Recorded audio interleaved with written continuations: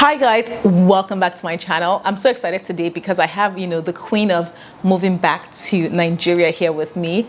It's Ivioma. How are you doing? I'm well. How are you? Not bad, not bad. So I'm super excited about this video today because today's video is another episode of Lagos Travel Guide. You guys know I wrote the book Lagos Travel Guide, but this series is all about telling you things that are unwritten, right? We're giving you the real tea, right, on traveling to Lagos, moving to Lagos, visiting Lagos, right? And Ivioma here is experienced. She's been in Nigeria. She moved to Nigeria.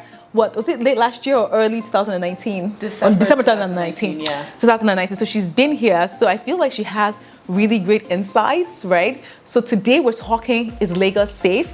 And these are the 7 things we do to keep safe in Lagos.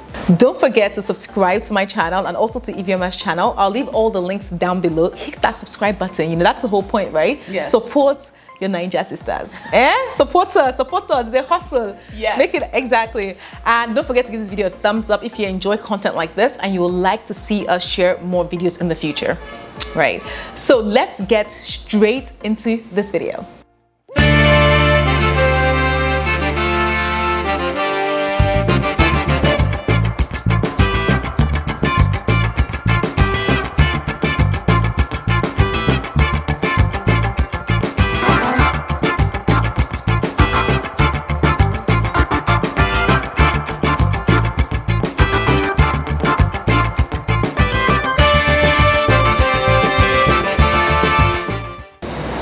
Things we do to keep safe in Lagos. Number 1, what is your number 1 thing you would say in terms of keeping safe? Like, number 1, I would definitely say pay attention to your surroundings. Pay attention to who's watching you.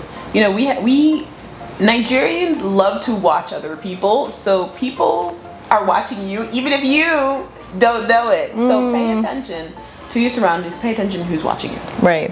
Okay, I completely agree with that. I think one is to be aware of the fact that even your mannerisms, how you're behaving, how you're carrying yourself, know that you're just not I guess when you think about if you're, I don't know, in the US, like people watch, but people don't really watch. Everyone just goes about their business, right? But Nigerians have time to watch.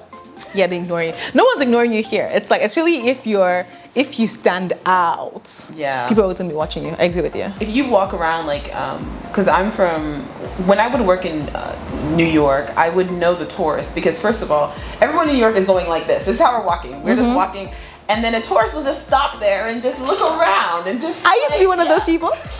When I visit, yeah. So you always know a tourist. So when you're here, there should be no reason why you're doing any of that. Like looking around, doing this. What are you doing, bro? No, don't do that. Perfect. Yeah.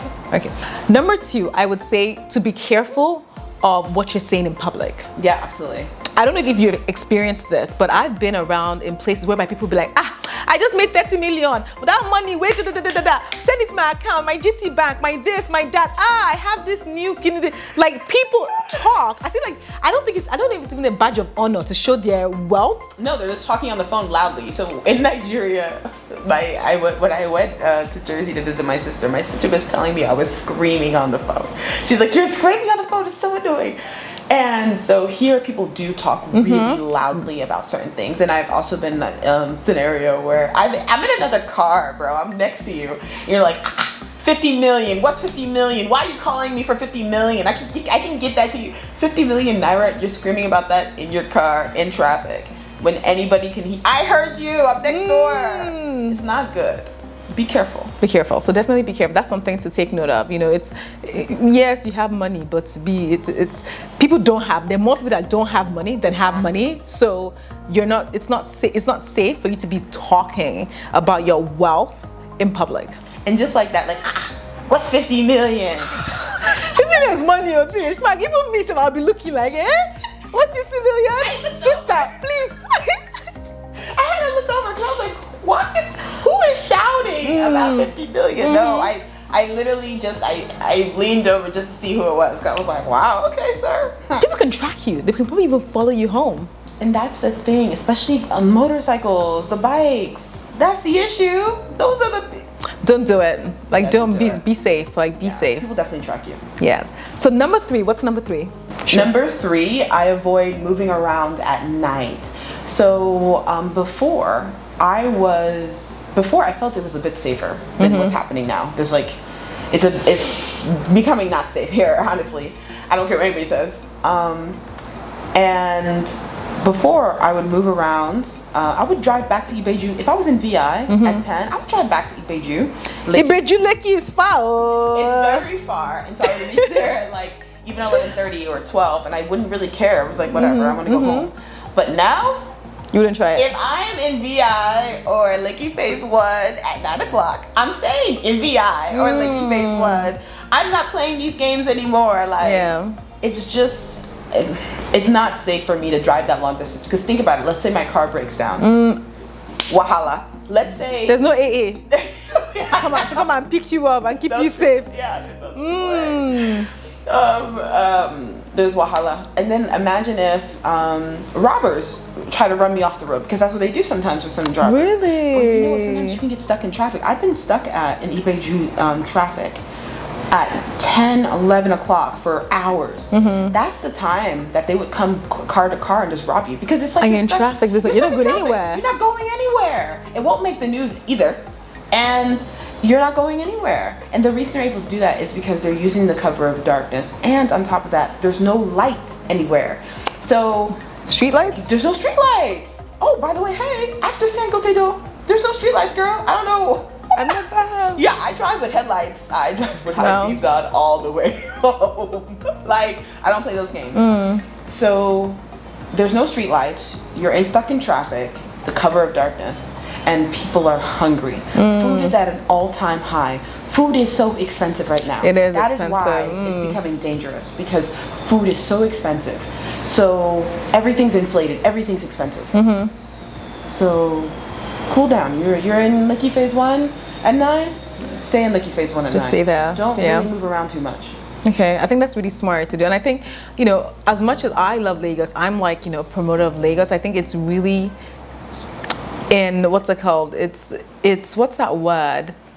We owe it to tell people the truth and the reality. As much as we're like we love being back, we understand the challenges, but understand that this is also what's going on. Not giving you a whole like, oh, it's just black. This is also the white part of it. So, like to understand that. So I think it's good that we're doing this video, because I think I was a bit apprehensive initially. It's like, is Lagos safe? Are we saying Lagos is not safe?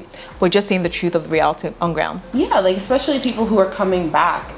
If you want to move back, if you want to know how life is here, you need to know safety. Right. And right now, because everything is getting a little bit worse, inflation, food, Naira's dropping, it's becoming more dangerous here. And there are more, like you said earlier, there are more people who don't have than do have. Than you have. So you just need to be wise, essentially. So we're giving you the tip. We're not saying don't come. We're saying if you're coming, implement these points that we're raising. Yeah. Be wise. Right. Number 4, I would say, a point about how to keep safe, how I keep safe, and also I know how you keep safe, is being nice to security. Facts. Security. These people know where you live. They are the ones who set you up. I think that someone said once that whoever robs you knows you.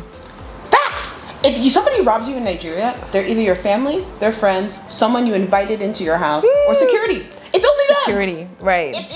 There's nobody else who's gonna rob you. Yeah. So you have to be nice. Be nice to them. And what does be nice to them mean? It means in practice, good morning. Say good morning. We're not saying you should have a full-blown conversation with them. That's they get more familiar. Just say good morning. Just things to just show them a little bit of respect. Because I sometimes feel like security, they don't like their jobs. They feel when people look down on them. Yes. So giving them that little bit of respect is going to sort of put you ahead of the other people that don't, right? Exactly. So when it comes to who can we rob? It's be like, that lady is nice. Let's put that on aside.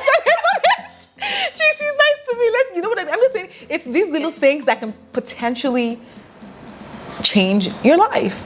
It is literally so important. Like Sassy said, just greet them. You don't need to have long conversations with them, because that also invites like disrespect. So quick. So just oh God, hello, and then just give them some little bit of money. It doesn't have to be a lot. Right. 1,000 naira every couple of months. 2,000 naira. It's not it. That's it. And also I know for us sometimes, like my husband, he'll give like clothes. Very nice. Like just things that, you know, you might not chuck away. It's like, you know what, actually I have this, it's oversized, I don't need it, give it to somebody, right? Because people remember things like that. Nigerians especially remember things like that. Right. They're like, this woman always dashes me clothes, or this person gives me pure water. Water satchels, you would think nobody would think about that. Right. They remember that, so it's important. I think that's a huge point. It's a huge point. So number 5, what's number 5? So number 5, I'm gonna say be careful who enters your home. So this again kind of goes back to security, right? Because the only people who let's just think logically. The only people who will rob you, who know where you live. Remember, this is a city of 20 million plus people. How many people know where you live? Not many. Not many. But your family, your friends, people who've entered your house, and security. Those are the only people who ever know where you live in Nigeria. Yes. So if something goes wrong, you just have to go back to that circle. That circle. Track back in your house. Because Nigerians are not going to rob you if they don't know exactly what's in your house. It doesn't make any sense. Like robbery here is almost, is it a death sentence? Or if you're a robber, if you do home burglaries, can't you be killed for that? Of course, you probably can. Yeah. So, and then there's jungle justice here. So in order for them to try something that could get them killed, they have to know what's in your house. That's no, it's worth it. It's worth it. It's worth it. Is it worth almost getting killed for? So who would know? The people that you invited to your house, the electricians that you invited to your house, the guy who changed the bulb, the guy who did the AC. When they're in your house, pay attention to how they're looking. There was one person actually fired in the middle of the day because the way this woman was looking. Why are your eyes everywhere? It was like, I know it sounds, I think it sounds so funny, but you should have seen me. I was looking at her eyes. She's like, see you. She was calculating. She was that look when people's eyes start darting like that and they're looking at you, but they're out. No. She was calculating everything I had, so I fired her. I was like, excuse me, I don't need you.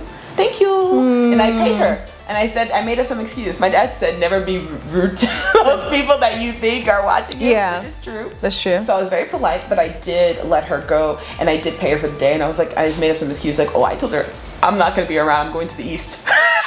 That's a way to sack somebody. Yeah. Move on. No, I agree with you. I just got some news. Sorry, I'm going to the east. I'll be around. Please, I was around. So I definitely had to pay attention. I got bad vibes from her. Her eyes were just moving. So I definitely watch who's in my house. A lot of people have never been to my house. They're not going to be in my house. And yeah, that's really, really important. No, I agree with you. I completely agree. I think, especially if you're moving back, and I guess you're probably looking to build relationships, and you like, you know, I want people to come over, I want people to get to know me.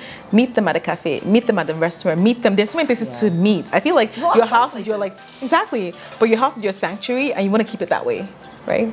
Yeah. Definitely. Absolutely. Number 6, I would say what I do to keep safe in Lagos is I trust my instincts. If I step into a room, into an area, even if I'm driving and I feel something is off, I even do things, I just like make sure my car is locked. Of course. Like if you act on it, if you feel there's something's not right here, or you're seeing people looking, you're seeing you need to react to it. And actually I'll talk about a quick story about when I was in Mexico. And we were leaving this Puerto Vallarta, my friend, really 6 a.m. in the morning, and we're driving, and we just noticed that there was a small van that we would see, like, right, the same car. And I just thought, okay, this is weird. So I told my friend, let's go drop to a gas station and just wait there for a minute. And we saw it again. Hey! But it was early, and we're like, oh my God, what are we gonna do? Because we're planning to take a 3-hour ride back to another city really early in the morning. I was like, they're following us. Then we literally went to a friend's house nearby to pick up a guy to get in the car with us. We saw the van again. Then at one point, we just sped. We just like got on hand and sped, and the car followed us. Are you joking? So imagine if we were like not even aware, just da-da-da-da-da, and like, you know, maybe walked out of the car to do something. What happened? The car sped after us, and luckily we got to a police checkpoint to turn back. And the police said to us that there've been a lot of kidnappings in that area. That's what they've been doing. Whoa. So obviously that's not Lagos, but it's applicable to anywhere. If something feels off, right, act on it. Like we acted by literally going to get a guy to come in our car, one of our friends to get in our car, like early in the morning. We acted that we like literally sped, like we were aware. And we literally went speeding on the highway because we know there's security checkpoints on the highway. But if we were just like, okay, we get coffee, they'll just grab one of us and take us, and that's the end, you know? So like instincts, if something feels off, it probably is off, and it's worth you reacting to it than finding out the other side. No, I absolutely agree. Since moving back, I've actually become more instinctive, if that makes any sense. Like, I really do pay attention to my intuition and instincts here. Like, I don't know if it's something about being closer to the ground or that might be a reach. But it's something about being here that makes me just pay more attention to my instincts. Right. Absolutely right. If something feels off, it is. It is off, definitely. Okay, and guys, now to number 7. I'm sure there are many other things that we do to keep safe, and many of you guys may actually do things to keep safe. So make sure you leave comments in the comment section. Okay, so number 7, I'm going to say is be careful where you change your money. So right now, because of Central Bank of Nigeria rules, I feel like they've introduced a level of danger into the money changing process that wasn't really there before. Before, I was moving money into my bank account from home, like from overseas. But now, right into your local bank account. Right into my local. So I would move from my dollar account to my Naira account like this. Right. But now there is like I have to go in person. And so here's the thing about going and changing money in person. These men are faster than you. You think you're fast? The way they can, first of all, the way they can count money, and then you're counting money, and you are counting like, okay, 1, 2, 3. And each time they touch your money could disappear, by the way. 1, then 2, they're the ones who can set you up. Imagine if you changed, okay, $500 is nothing to them, but like, let's say you changed $10,000. $10,000, possible, of course, yeah. It's worth it. If I was somebody changing money, it'd be worth for you, right? Yeah, that's worth it. It's only changed $10,000. And they know you. They know how you move. They know how you count money. They're the ones who can set you up. You think they didn't tag you? You don't think they didn't know where your car is? They don't think, please, sir. They told all of their brothers and sisters about you because you're about to change $10,000 and it's worth that risk. $10,000? How much is that in Naira? That's a lot. That's a lot of money. It's a lot of money. That's a couple of months. That's a year. That's a lot of money. So they will be the ones to more likely set you up, in all honesty. So just be careful with that. Yeah. The money changing process makes you vulnerable here, so you have to be wise. The smartest thing to do is what you were saying earlier. Get it transferred directly to your bank account. Yes. But, you know, I've been in situations where the network was down.